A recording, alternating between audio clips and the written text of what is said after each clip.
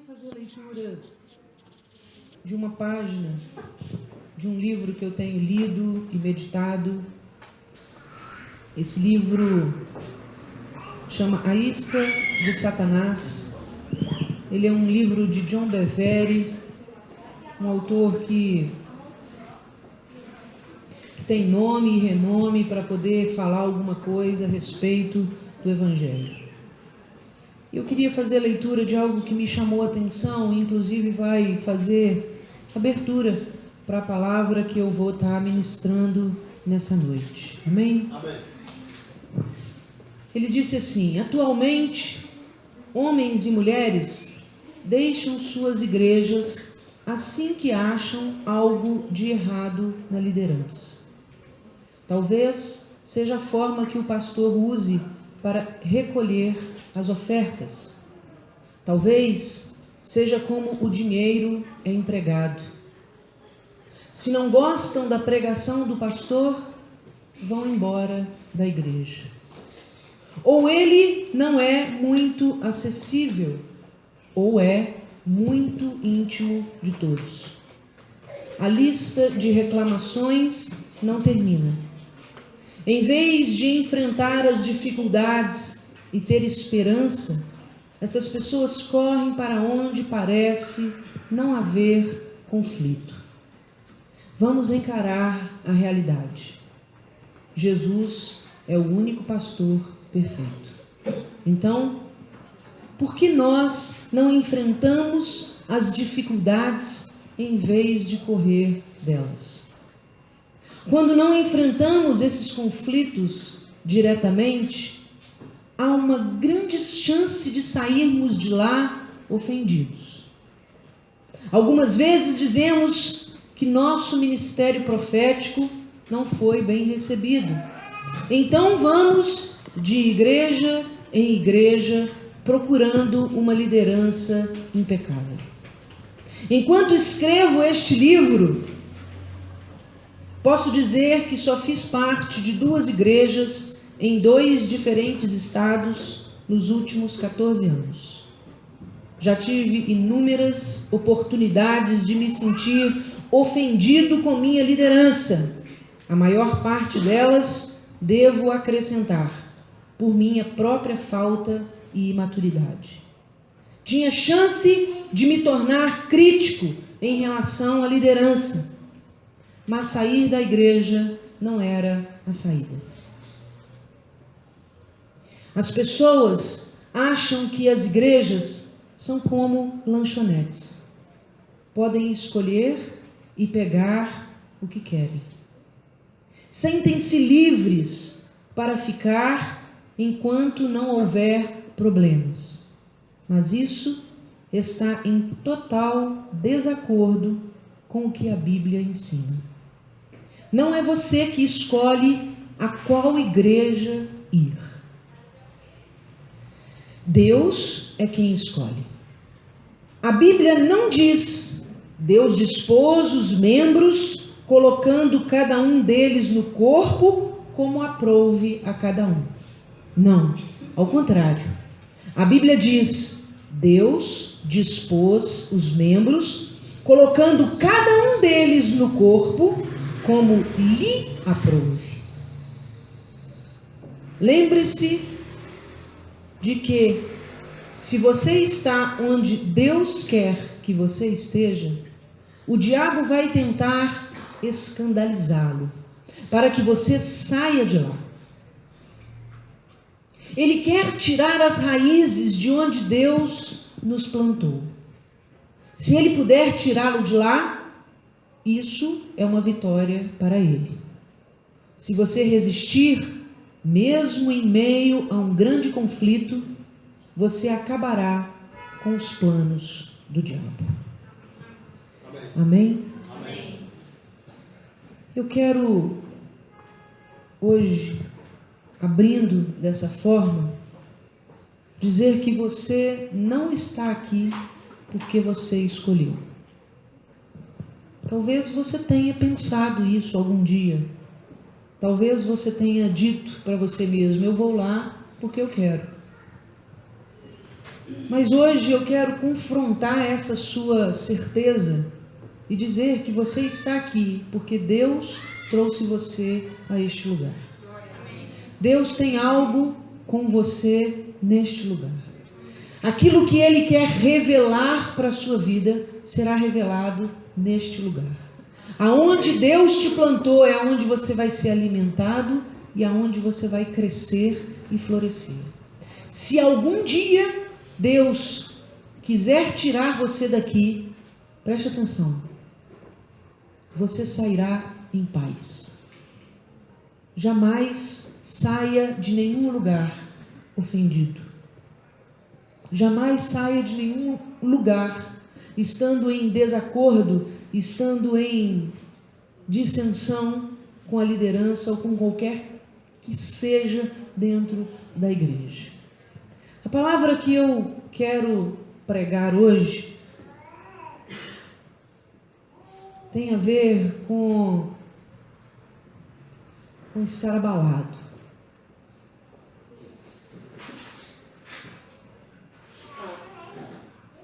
Quero que você abra sua Bíblia no Salmo 16, capítulo 8, versículo 8. Salmo 16, versículo 8. A palavra diz assim: eu estou certo. O salmista declara, né? Eu estou certo de que o Senhor está sempre comigo. Ele está ao meu lado direito e nada pode me abalar. Eu estou certo de que o Senhor está sempre comigo, do meu lado direito, e nada pode me abalar. Quando o salmista faz essa declaração de abalo sísmico mesmo, de estar tudo em volta dele tremendo, a ponto de poder cair e morrer, ele está falando sobre aqueles que nasceram de novo. Na verdade, ele estava à beira da cova. O salmista, quando declarou isso, eu não serei abalado, ele estava sabendo que ele está fazendo declarações de que ele estava à beira da morte. Mas por que ele diz eu não serei abalado? Ele está falando daquele que nasceu de novo, ele está falando daquele que está firmado na rocha que é Jesus, daquele que nasceu da água e do sangue, daquele que firmou-se no nome de Jesus, aquele que, eu coloquei assim, mas todas as outras coisas anteriores da nossa vida e que foram firmadas na areia virão ao chão, e isso nos protegerá. O que não vai cair e o que não será abalado, como o salmista está dizendo, é aquilo em nós que nasceu de novo, é o nosso espírito. Porque o tema da minha palavra hoje é: tudo que pode ser abalado será abalado. Eu quero que você fale isso para o seu irmão. Tudo que pode ser abalado será abalado. Querido, tudo que pode ser abalado será abalado. Essa é a obra de Deus nas nossas vidas. O salmista faz uma declaração de que o Senhor está sempre comigo e eu não serei abalado. É a minha convicção, a minha fé, aquilo que nasceu de novo, eu no meu Senhor, o meu espírito que é novo em Cristo, não será abalado. Mas todas as outras coisas da minha vida virão ao chão. E isso nos protegerá. Eu quero que você abra sua Bíblia comigo no livro de 1 Coríntios, capítulo 3, versículo 11.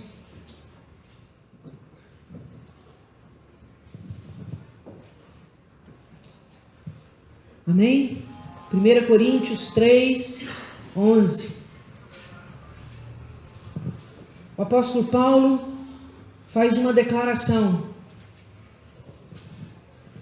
porque ninguém pode lançar outro fundamento além do que já foi posto, que é Jesus Cristo. Ninguém pode lançar outro fundamento além do que já foi posto, que é Jesus Cristo. Querido, Deus colocou Jesus Cristo como fundamento para todas as coisas. As pessoas vêm tentando lançar outros fundamentos. Dentro desse texto, a qual o apóstolo Paulo declara isso, ele está fazendo menção também àquilo que aconteceu na vida dos discípulos de Jesus, né? Que daquele momento onde Jesus envia os seus discípulos e eles saem de 2 em 2 e eles saem curando pessoas, eles saem libertando cativos, eles saem libertando pessoas de espíritos imundos. E quando eles voltam, nós vamos ler essa passagem daqui a pouco, eles voltam dizendo, Jesus pergunta: quem as pessoas estão dizendo que eu sou? As pessoas vêm tentando lançar outros fundamentos, mas a Bíblia diz que esses que usam de meios sofrerão o prejuízo de perder o que construíram. Há muitas pessoas que estão tentando lançar outros fundamentos. O que é lançar o fundamento chamado Jesus? Todos nós estamos fazendo uma construção, sabia? Todos nós estamos aqui nessa vida construindo alguma coisa. Estamos construindo uma casa, estamos construindo uma fortaleza, estamos construindo um lugar de habitação. Todos nós. Alguns escolheram construir a casa sobre a rocha, sobre Jesus, o fundamento que Deus escolheu. E essas pessoas estão fazendo uso do perdão, do amor, da misericórdia, da bondade. E outras pessoas estão lançando fundamentos nas suas habilidades, nas suas posições, nas suas riquezas, nos seus conhecimentos. Mas a Bíblia fala que todo fundamento que não é em Jesus, ele vai cair. Essas pessoas vão sofrer o prejuízo, sabe por quê? Porque quando vier a tempestade, aquilo que elas construíram, elas vão perder, e elas vão ficar desabrigadas, e elas vão ficar sem esconderijo, elas vão ficar sem lugar de proteção. Não adianta nós construirmos nada que não esteja fundamentado nesse Jesus, o Cristo, aquele que deu a sua vida a nosso favor.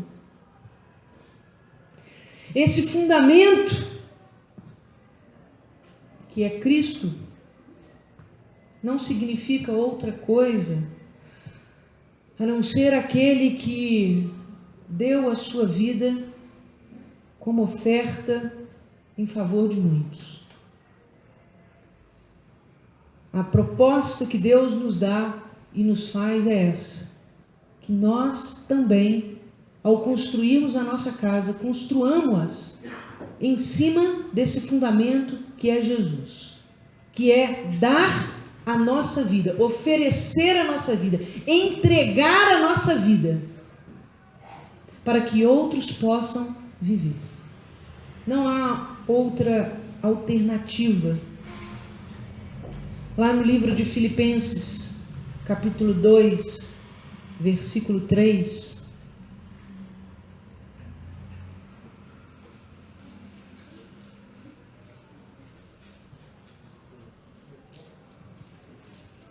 a Bíblia diz: não façais por contenda, nada façais por contenda ou por vanglória, mas por humildade. Cada um considere os outros superiores a si mesmo.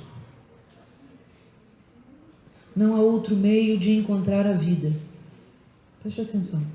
Não há outro meio de encontrar a vida que não pela morte de si mesmo. Paulo faz um apelo: que nada que você faça nessa vida, seja por contenda, por briga, por discussões, por saber quem está certo, quem está errado,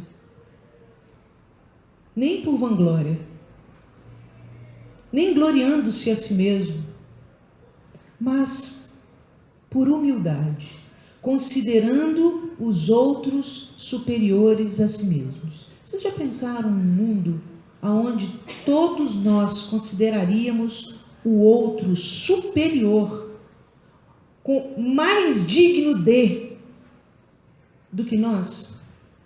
Você já parou para pensar num mundo assim? Esse mundo não existe, nem vai existir. Mas o nosso mundo pode ser assim. A casa que nós estamos edificando, que você está edificando, porque você está edificando uma casa. Você está edificando a sua casa em cima desse conceito de Cristo? Ou você está edificando a sua casa em cima dos conhecimentos dessa vida? Você está construindo a sua casa, a sua construção, ela está em cima desse fundamento que é Cristo. Presta atenção, não é Jesus. É Cristo, aquele que dá a sua vida em favor de muitos. Aquele que não entrega a sua vida em favor de muitos vai sofrer o prejuízo de perder a sua casa. Quem crê na palavra de Deus aqui? Levanta a mão. Eu estou falando para os que creem, né? Aqueles que não fazem isso perderão as suas construções, perderão as suas casas, aquela casa de 5 andares maravilhosa, que as pessoas olham e falam: nossa, quanta coisa boa que tem na vida dessa pessoa, essa pessoa é muito feliz, essa pessoa é bem-aventurada. Mas olha, a hora que a tribulação chega, a gente vai saber de fato do que é construído aquela casa.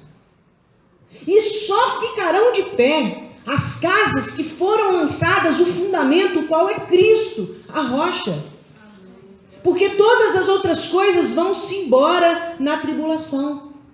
Nós vamos sofrer o prejuízo de ficar a ver navios, de ficar sem nada mesmo nas nossas mãos. Enquanto ficarmos lutando para viver, isso é algo que tem mexido comigo, com o meu desejo de envelhecer tendo uma vida fácil. Quem não quer? Quem não quer, né? Envelhecer e ter uma vida tranquila. Não é uma vida fácil, ter uma vida tranquila. Isso tem mexido com isso. Enquanto ficarmos lutando para viver, jamais encontraremos a vida verdadeira. Estou falando da vida verdadeira. Aquela vida que não se mede pelo que se tem. Se mede pelo que se tem com Deus. Você tem se relacionado com Deus? Você hoje pode dizer que você tem um relacionamento com Deus? Aonde Ele fala e você ouve? Aonde Ele te instrui? Aonde quando você lê a palavra você sabe o que Ele está querendo de você? Talvez você não esteja tendo isso, hein, querido? Talvez você não esteja tendo isso, porque ainda você está lutando para viver. Esse viver entre aspas. A proposta de Jesus não foi para você viver. Jesus não veio para que nós vivamos. Ele veio para nos dar vida em abundância. É diferente. É diferente. A proposta é: aqueles que morrerem com Ele ressuscitarão. Não é que eu morri, fiz tudo e agora você pode viver uma vida ótima, maravilhosa. Não é isso. Não é isso. Não é uma vida descompromissada. É uma vida da qual eu também assuma o lugar de Cristo. Alguns dos muitos discípulos de Jesus demonstraram que não haviam firmado suas vidas em Cristo, naquele que perdoava os pecados, aquele que veio para isso, morrer pelos nossos pecados, morrer para que outros possam viver. Jesus não veio para demonstrar poder, embora o tenha feito. Mas Jesus não veio para demonstrar poder, ele veio para revelar o caráter do Pai. Ele veio para revelar a paternidade de Deus. Abra comigo em Mateus 16, 13. Mateus 16, versículo 13.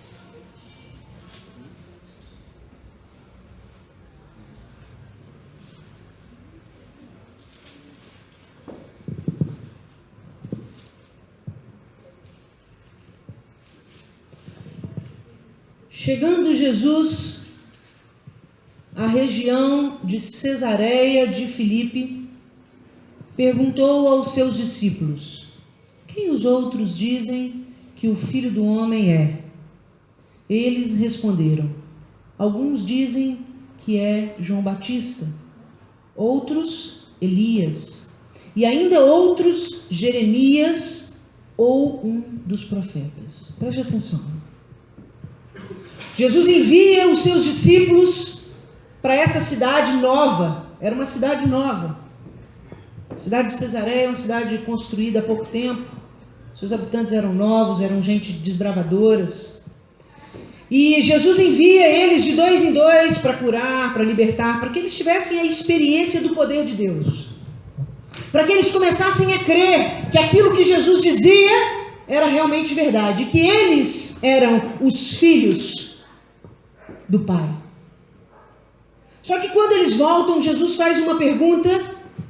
Jesus não queria saber o que é que as pessoas estavam dizendo. Jesus queria saber o que é que os discípulos estavam pensando. E ele pergunta: quem é que as pessoas estão dizendo que eu sou? Jesus faz uma pergunta para saber e sondar o coração daqueles discípulos, para saber se eles mesmos tinham a resposta. E eles dizem, uns dizem que o Senhor é João Batista. João Batista é o quê, querido? Aquele que batiza, aquele que faz alguma coisa, aquele que desce nas águas e fala: você nasceu de novo. Alguns dizem que o Senhor é Elias, faz lamber, faz o fogo descer e lamber a terra. Uns dizem que o Senhor é Jeremias, ou um dos profetas, aqueles que falam a respeito do futuro. Eles estão dizendo, Senhor, que o Senhor é aquele que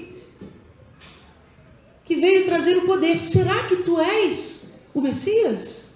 Essa era a indagação do coração dos seus discípulos. Ninguém sabia a resposta.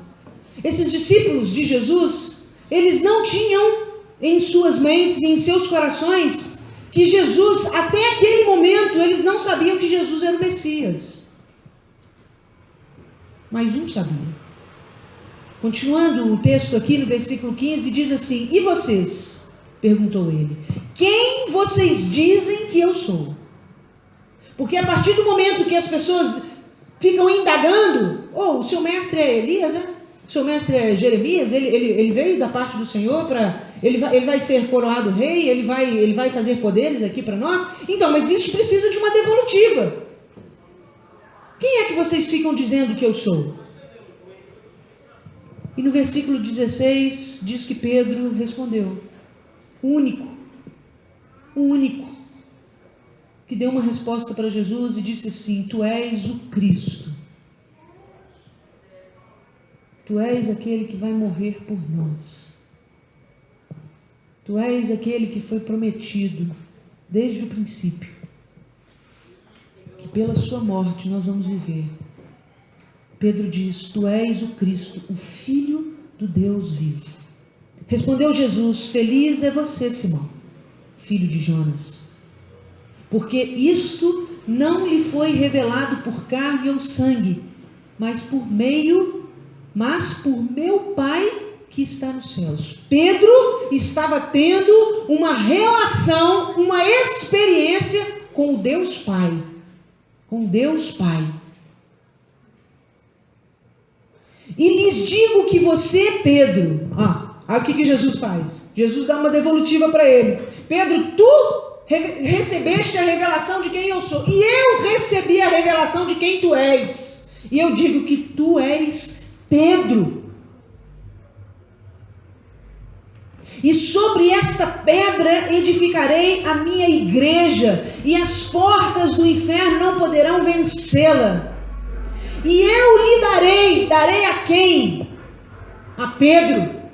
E eu lhe darei, Pedro, as chaves do reino dos céus. O que você ligar na terra terá sido ligado no céu. Jesus não fala isso para os discípulos, Jesus fala isso para Pedro. Jesus vira para Pedro e fala assim: Pedro, e eu digo que tu és Pedro, a pedra a qual eu lancei os fundamentos da igreja. Quais são os fundamentos da igreja, querido? É Pedro? Ou é a revelação de que é Cristo aquele que dará a sua vida em favor de muitos? A igreja não está fundamentada sobre Pedro, ou sobre a ousadia de Pedro, ou sobre o glamour de Pedro, ou sobre a força de Pedro. A igreja de Cristo está fundamentada sobre a morte de Jesus, que foi revelada para Pedro. Tu és o Cristo, o Filho de Deus. É sobre esta pedra que a igreja está fundamentada. Qual é a pedra? Cristo, o Filho de Deus.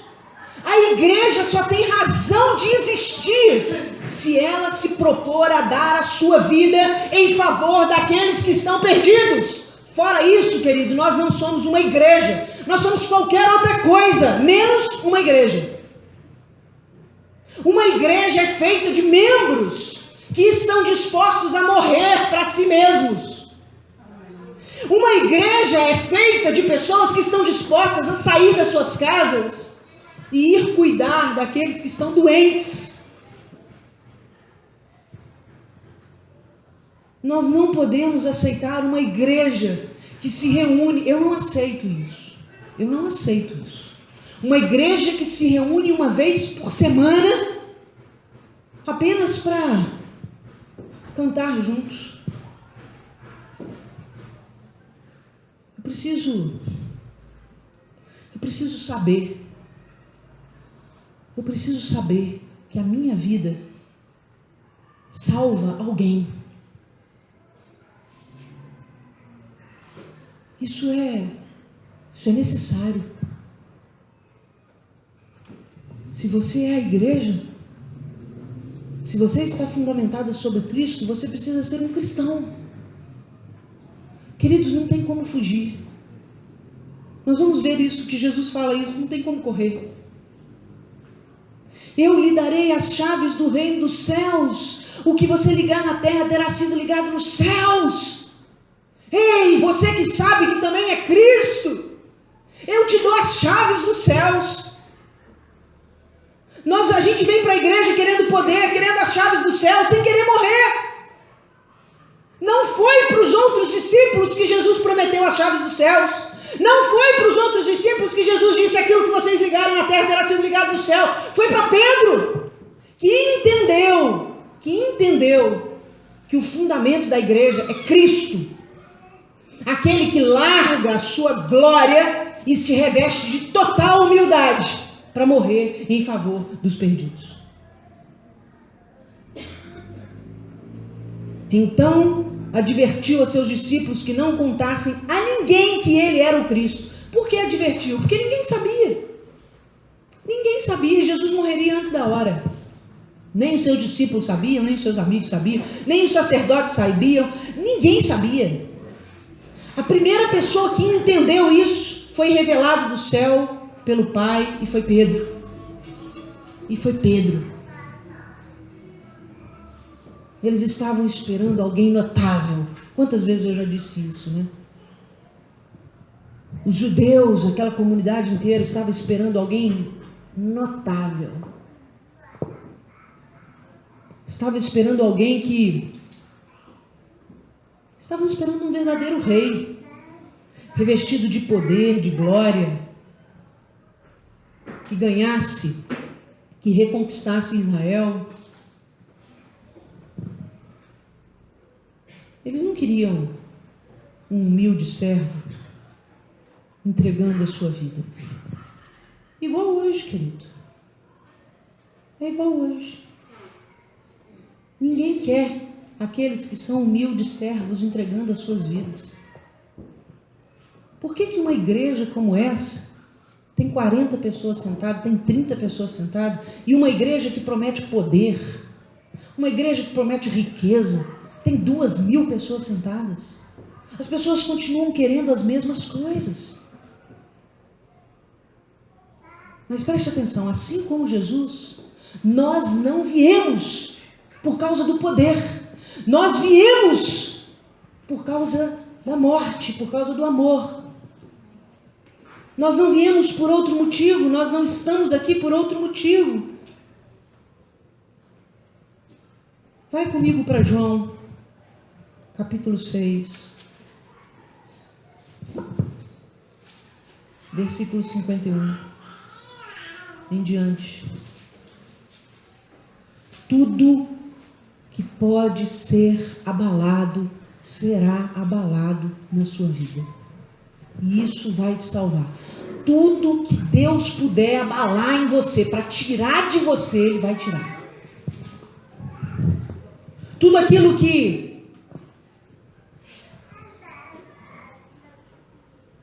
não é nascido do Espírito, Deus vai tirar de você. Amém? Só ouvi um amém. Amém. Amém. Amém. João 6, 51.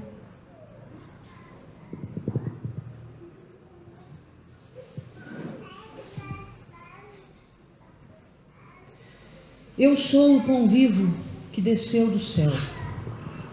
Se alguém comer deste pão, viverá para sempre. Este pão é a minha carne, que eu darei pela vida do mundo. Fala comigo. Este pão é a minha carne, que eu darei pela vida do mundo. Então os judeus começaram a discutir exaltadamente entre si: como pode este homem nos oferecer a sua carne para comermos? Jesus lhes disse: eu lhes digo a verdade. Se vocês não comerem a carne do Filho do Homem e não beberem o seu sangue, não terão vida em si mesmos. Quem disse isso? Quem disse isso? Vou ler de novo. Eu lhes digo a verdade. Se vocês não comerem a carne do Filho do Homem e não beberem o seu sangue, não terão vida em si mesmos. Seremos ambulantes, errantes, infelizes. Só teremos vida em nós mesmos se nós entregarmos as nossas vidas. Todo aquele que come a minha carne e bebe o meu sangue tem a vida eterna, e eu o ressuscitarei no último dia. Fala amém. Amém. Pois a minha carne é verdadeira comida e o meu sangue é verdadeira bebida. Todo aquele que come a minha carne e bebe o meu sangue permanece em mim. Fala assim, e eu nele. Você está em Deus? Amém. Você está bebendo desse sangue, você está comendo dessa carne? Amém. Da mesma forma como o Pai que vive me enviou, e eu vivo por causa do Pai. Assim, aquele que se alimenta de mim viverá por minha causa. Este é o pão que desceu dos céus. Os antepassados de vocês comeram o maná e morreram, mas aquele que se alimenta deste pão viverá para sempre. Ele disse isso quando ensinava na sinagoga de Cafarnaum. Ao ouvirem isso, muitos dos seus discípulos disseram: dura é essa palavra, quem pode suportá-la? Sabendo em seu íntimo que os seus discípulos estavam se queixando do que ouviram, Jesus lhe disse: isso os escandaliza? Vocês se sentem ofendidos? Os discípulos de Jesus, querido, começaram a se sentir ofendidos, porque Jesus começa a se revelar como Cristo, e nada daquilo que eles pressupunham estava acontecendo. Ele não era rei, ele não tinha poder, ele não estava cheio de glória, ele não estava com roupas reais, ele não tinha influência. E além de tudo, Jesus ainda insultava os seus mestres. Jesus olhava na cara deles e dizia: seus hipócritas, seus mentirosos, seus bandidos, seus ladrões, salteadores, vocês entram pelas janelas em vez de entrar pela porta. Jesus, além de tudo, começa a ofender aqueles que estavam lá vestidos de toda honra. E alguns discípulos de Jesus começaram a se sentir ofendidos. E eles disseram: dura é esta palavra. Quem pode suportar isso? Quem pode suportar isso que o Senhor está dizendo? Continuando. Sabendo em seu íntimo que os seus discípulos estavam se queixando, seus discípulos começaram a murmurar do que ouviram Jesus lhes dizer, disse: isso os escandaliza? Que acontecerá se vocês virem o Filho do Homem subir para onde estava antes? Jesus começa a falar assim: além de tudo, vocês não vão ver o que vocês querem ver. Além de tudo, eu ainda vou morrer ainda. E vocês vão achar que vocês estão sozinhos, porque os seus olhos vão ver eu subindo de onde eu vim. O Espírito da vida, a carne não produz nada que se aproveite. Jesus está falando: o que vale viver se a carne não produz nada que se aproveita? O Espírito é que dá a vida. A carne não produz nada que se aproveita. As palavras que eu lhes disse são Espírito e vida. Contudo, há alguns de vocês que não creem. Alguns de vocês que não creem no que eu estou dizendo. Que para você viver, você vai ter que morrer. Será que o seu coração está como o dos seus discípulos? Escandalizado? Dura é esta palavra? Terei eu também que comer dessa carne e beber desse sangue? Terei eu que ofertar a minha vida? Terei eu que dar-me? Terei eu que sair do meu conforto e entregar-me para que outros possam conhecer o amor? Terá eu que sair da minha segurança para que outros possam se sentir seguros? Jesus está dizendo: vocês estão escandalizados? Eu não vim para outra coisa. Presta atenção, eu não vim para outra coisa. Jesus chega nesse ponto, pois Jesus sabia que desde o princípio quais deles não criam. Alguns não criam, não era só Judas que não cria, não. Alguns não criam. Estavam andando com Jesus e não criam. Jesus sabia desde o princípio quais deles não criam e quem iria o trair. Essa traição que está aqui nesse texto aqui, ela fala sobre aquele que não aceitaria morrer. A traição de Judas foi entregar Jesus para que ele não precisasse morrer, para que ele pudesse se beneficiar, para que ele pudesse ganhar 30 moedas de prata, para que ele pudesse se garantir aqui na terra, para que ele pudesse ter uma aposentadoria favorável. A traição de Judas foi aquele: este caminho de morte eu não pego. Jesus sabia. Jesus sabia. E Jesus prosseguiu: é por isso que eu lhes disse que ninguém pode vir a mim, a não ser que isto lhe seja dado pelo Pai. Preste atenção. Nenhum de nós chegou a Jesus porque quis. Cada um de nós foi atraído pelo Pai. E Deus nos atraiu porque viu em nós, no nosso coração, a disposição de viver como Jesus.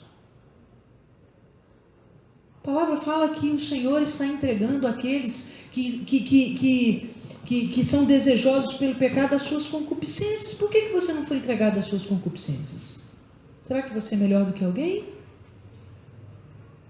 A Bíblia fala que aqueles que o Senhor daria a eles aquilo que eles queriam. Eles querem falsos mestres para poder enganá-los com parábolas? Vou dar. É isso seus corações estão desejosos. Mas por que você foi atraído? Por que você está aqui? Por que você está escutando uma palavra dura como essa? Por que você está sendo impelido a sair do seu comodismo e a viver por alguém? Não é por muitos não, gente, é por alguém. Largar essa vida que a gente vive egoisticamente, drasticamente individualista. Não sou capaz de estender a mão por ninguém, para ninguém. Ontem nós saímos com um casal que há muito tempo nós não víamos, e na hora de sair, eu e o pastor viramos e falamos assim, ele me falou, né, qual é o propósito mesmo? A gente está indo encontrar, porque assim, a gente está pagando o jantar, a gente está saindo de casa na chuva, porque era perto lá de casa, nós fomos a pé, e nós não temos assim, nada, sabe o que é nada? Que esse casal possa nos oferecer. É um casal assim, que não faz parte da nossa vida, só que a gente sabe que esse casal está assim, em sofrimento.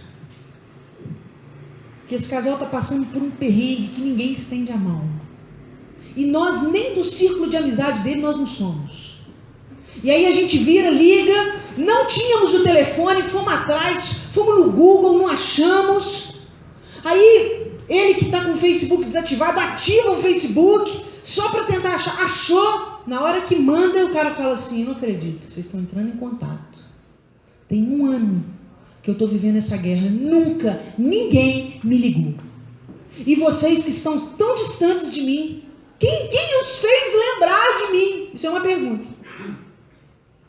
Eu falei, meu filho, eu não sei, só sei que eu estava dirigindo ontem, eu estava indo nem sei aonde, estava indo tomar um café com uma outra amiga, e eu me lembrei desse casal. E eu falei assim, amor, você que é da internet, que eu sou meia fora, né? Tenta achar esse casal aí. Tenta achar esse casal aí, porque essa noite nós vamos dar a nossa vida para esse casal. E foi uma noite assim, onde eu tenho certeza, porque eles falaram de todas as maneiras, de que nós abençoamos eles, que nós cuidamos deles. Querido, não tem nada para dar para a gente. Nada. A gente não dá as coisas para quem tem para nos devolver. A gente dá para quem está em necessidade. Amém. Quem está em necessidade nunca tem nada para te dar. E é para esses que Jesus está nos enviando. Amém. Nós somos o ministério da reconciliação. Reconciliação significa aqueles que estão distantes. E nós vamos reconciliá-los. Se eles precisam ser reconciliados, é porque eles estão sem nada. Sem nada. E é para estes que Jesus nos enviou. É para isso que essa igreja aqui foi construída. Amém. Ela não foi construída por outro motivo a não ser para ir atrás dos feridos de Deus e cuidar deles. Jesus, prosseguindo, disse: ninguém pode vir a mim, a não ser que isso lhe seja dado de presente. Daquela hora em diante, muitos dos seus discípulos voltaram atrás e deixaram de segui-lo. Preste atenção, não foi um discípulo não, nem 2, foram muitos discípulos que deixaram Jesus. Deixaram Jesus, porque foram ofendidos. Sabe qual é a ofensa? Você vai ter que morrer. Essa morte não precisa ser triste, não. Ela pode ser alegre. A gente pode ir morrer feliz. Sabe como? Fazendo, se apaixonando por aquilo que se faz. Eu morro feliz, porque eu amo fazer o que eu faço. Eu amo fazer o que eu faço, eu amo conversar com as pessoas, eu amo dar a minha vida para elas. Então isso para mim não é triste. Eu não entro em sofrimento, eu não fico padecendo, não. Eu parei de lutar pela minha vida lá atrás. Eu já desisti dela há muito tempo. Eu já entreguei ela há muito tempo para Jesus. Então, qualquer coisa é lucro para mim. Sair, esse jantar que nós compramos, os meninos é que ficaram tristes. Porque era um jantar para nós comermos com os nossos filhos. A Lorena também morreu ontem. Porque era uma torta de... Torta não, era camarão imperial. A Lorena ficou assim, poxa! A Lorena morreu, a gente morre tudo em família. Né? Sofrimento geral. Sofrimento não. Morte geral. Porque sofrimento não necessariamente. Lembra de Caim e de Abel? Todos os dois sacrificaram, um com alegria, outro com tristeza. Um era apaixonado por fazer o que fazia, o outro fazia reclamando. Então a morte para um era dureza, a morte para o outro era alegria.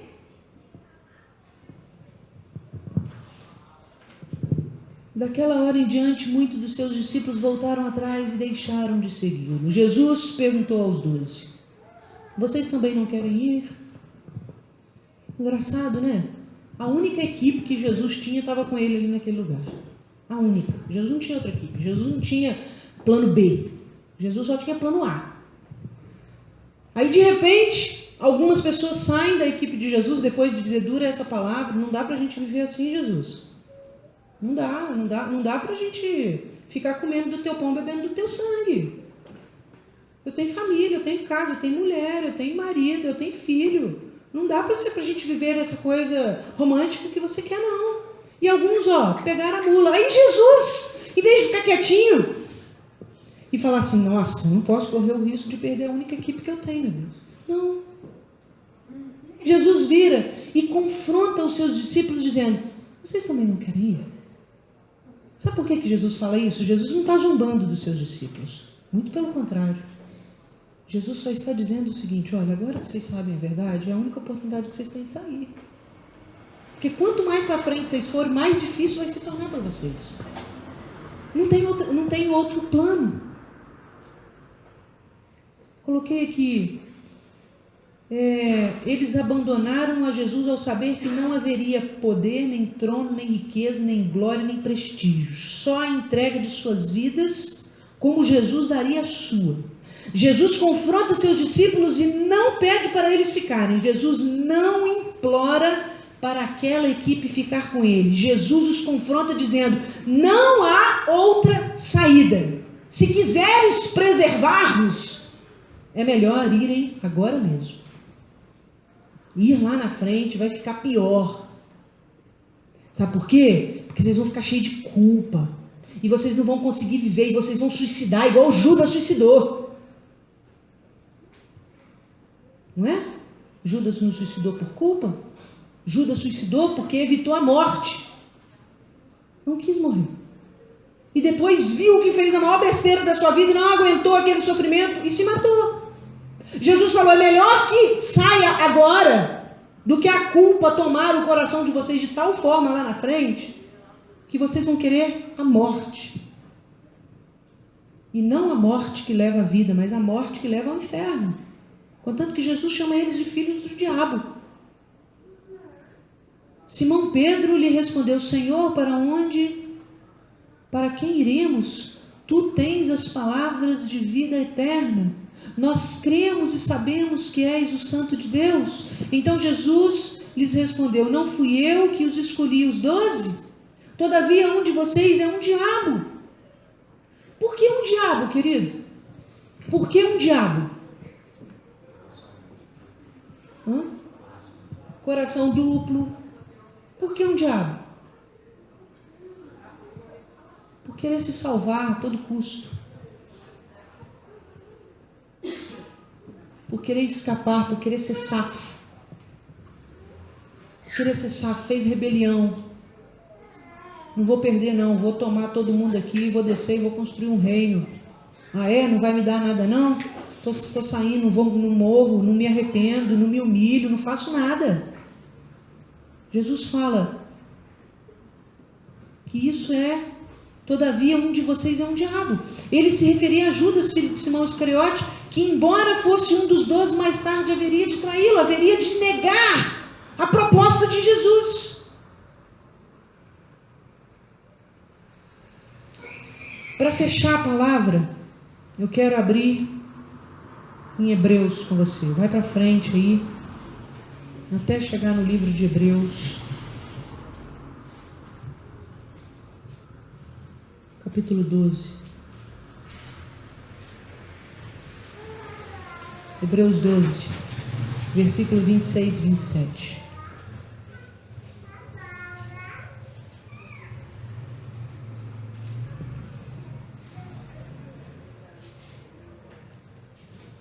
Amém? Amém. Aquele cuja voz outrora abalou a terra, agora promete. Escuta, vai acontecer uma promessa. O escritor de Hebreus diz: aquele cuja voz outrora abalou a terra. Abalou quando, querido? Quando que a terra foi abalada? No Antigo Testamento, quando que a terra foi abalada? Não é quando Moisés sobe ao Sinai e os israelitas ficam lá embaixo, olhando para o cume daquela montanha fechadona, cheia de trovões, de raios, de fogo descendo do céu. Não havia um terremoto ali, a terra não tinha sido abalada porque Deus havia dado as leis a Moisés. Acompanha comigo. Aquele cuja voz antes abalou a terra, agora promete: ainda uma vez abalarei não apenas a terra, mas também o céu. Um dia Deus abalou a terra falando no Sinai as leis, os mandamentos. E agora, mais uma vez, ele abala a terra, e não só a terra, mas o céu, pois a autoridade que foi dada a Jesus é sobre a terra e sobre o céu, quando ele morre no alto do cume do Calvário. E ele continua dizendo: as palavras, ainda uma vez, isso é uma explicação, indicam a remoção do que pode ser abalado. Fala assim: a remoção do que pode ser abalado. Isso é, coisas criadas. Preste atenção. As coisas criadas, as coisas naturais, as coisas deste mundo serão abaladas na sua vida.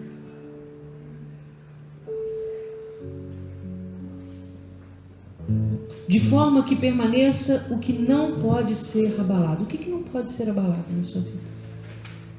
O seu espírito. Você que nasceu de novo. Você que tem vivido a sua vida dia após dia, entendendo o sacrifício de Jesus. Jesus não faz uma proposta para que a gente sejam mega homens e megas mulheres que saem e fazem coisas extraordinárias, não, queridos. Jesus nos chamou para uma vida simples. É a vida de estar lançando o olhar sobre o nosso companheiro, sobre o nosso irmão de caminhada.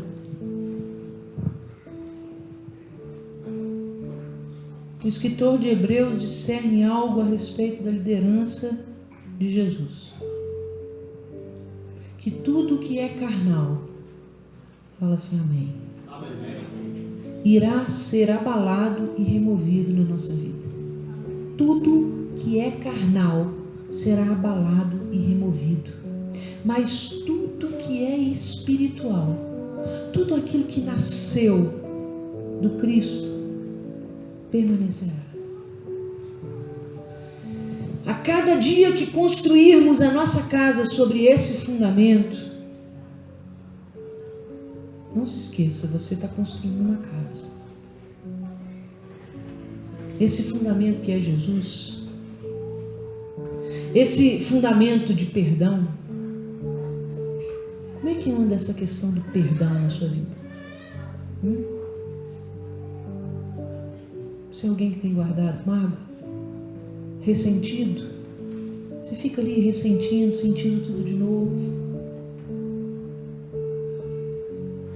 esse fundamento de considerar as pessoas mais importantes do que nós. Gente, isso é uma dádiva. Você considerar a outra pessoa mais importante do que você. E não estou falando aqui de uma questão de autoestima, não. Estou falando de uma questão de consciência mesmo. Uma questão de, poxa, ela está fazendo isso talvez porque ela não tenha chegado ao conhecimento da verdade. E aí eu preciso ser fraco, já que ele está sendo fraco. Ou eu preciso ser forte, já que ele está sendo forte. Às vezes eles não chegaram ao conhecimento da verdade. Cabe a nós. Paulo disse, quando eu era menino, eu pensava como menino, eu sentia como menino. Mas eu amadureci. Eu virei homem. E aí eu passei a pensar como homem, a sentir como homem. Paulo está falando, olha, existe um momento das nossas vidas que a gente precisa começar a se responsabilizar pelas pessoas. Hoje ninguém quer se responsabilizar por ninguém. Nem os pais querem se responsabilizar pelos seus filhos. Estão passando essa questão para a escola, para o conselho tutelar, para qualquer coisa.